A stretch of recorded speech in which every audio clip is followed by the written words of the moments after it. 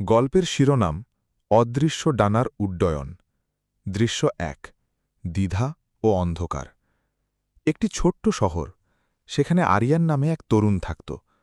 আরিয়ানের স্বপ্ন ছিল অনেক বড়, কিন্তু তার চারপাশের মানুষগুলো তাকে সবসময় মনে করিয়ে দিত যে সে সাধারণ। তারা বলতো, এত বড় স্বপ্ন দেখে লাভ নেই, তুমি পারবে না। আস্তে আস্তে আরিয়ান নিজেও বিশ্বাস করতে শুরু করল যে সে আসলেই অযোগ্য।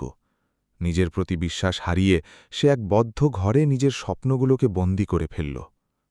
দৃশ্য ২। উপলব্ধির মুহূর্ত। আবহসঙ্গীত সুর পরিবর্ত হয়ে কিছুটা গম্ভীর ও চিন্তাশীল হবে। একদিন আরিয়ান এক বৃদ্ধ শিক্ষকের কাছে গিয়ে জিজ্ঞেস করল, মানুষ কেন হারে? শিক্ষক মুচকি হেসে বললেন, মানুষ তখন হারে না যখন সে পড়ে যায়। মানুষ তখন হারে যখন সে বিশ্বাস করে নেয় যে সে আর উঠতে পারবে না।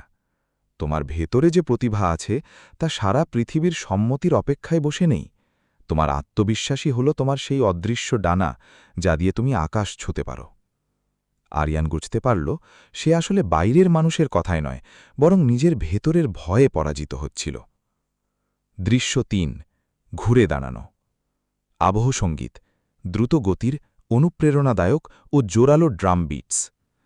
সেদিন থেকে আরিয়ান বদলে গেল। সে আর কারোর অনুমতির অপেক্ষা করল না। প্রতিদিন সকালে উঠে সে আয়নার সামনে দাঁড়িয়ে নিজেকে বলত, আমি পারি এবং আমি করবই।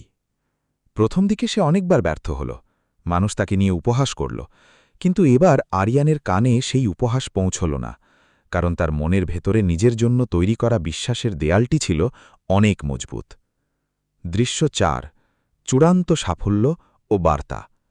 আবহসঙ্গীত বিজয়ের সুর, উচ্চ গ্রামের মিউজিক। কয়েক বছর পর সেই আরিয়ান আজ এক সফল ব্যক্তিত্ব। যে মানুষগুলো একসময় তাকে নিয়ে হাসাহাসি করত, আজ তারাই তার অটোগ্রাফ নেওয়ার জন্য লাইন ধরে দাঁড়িয়ে থাকে। আরিয়ান এখন মঞ্চে দাঁড়িয়ে হাজার হাজার মানুষের উদ্দেশ্যে বলছে, আপনার আত্মবিশ্বাস মানে এই নয় যে মানুষ আপনাকে পছন্দ করবেই। আত্মবিশ্বাস মানে হল মানুষ আপনাকে পছন্দ না করলেও আপনার কিছু যায় আসে না। নিজের উপর বিশ্বাস রাখুন, কারণ আপনি যদি নিজেকে বিশ্বাস না করেন তবে এই পৃথিবী আপনাকে বিশ্বাস করার কোনো কারণ খুঁজে পাবে না।